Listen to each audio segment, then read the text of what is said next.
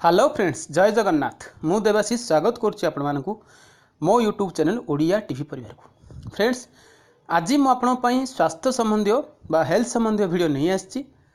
आज टॉपिक होची गजामुग खाइबार फायदा कौन।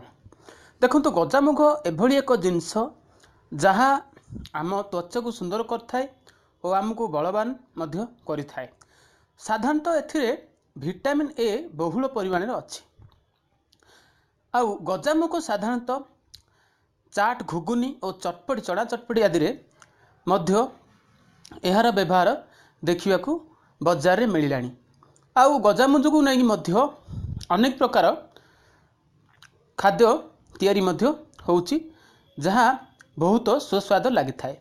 विशेषकर पिला मानकर अंधार कण रोग यही गजामुग को खाइबा द्वारा भल होता है। आउ एथिरे थिबा विटामिन आम शरीर पाई बहुत दरकारी और आम सुंदर त्वचा को सुंदर रखिबारे बहुत साहाय्य करथाए।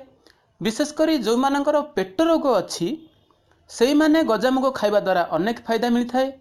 डायबिटीज रोगी मध्य यही गजामुग को खाइबा द्वारा बहुत फायदा मिलता है। एणु गजामुग एभली एक आमर खाद्य जहाँकि आम पाई बहुत दरकारी होता है। एणु यही जलखिया भाव में आपण गजामुग को मध्य खाई पारिबे।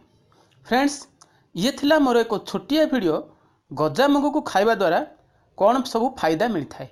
मु आगु को आपण को एभली स्वास्थ्य संबंधी वीडियो नहीं आसीबी। जदि वीडियोटी भल लगुच ताहले निहाती भावे गोटे लाइक कर दियंतु। जदि मोर यही यूट्यूब चैनल को आप एपर्यंत सब्सक्राइब करना ताहले सब्सक्राइब कर दियंतु।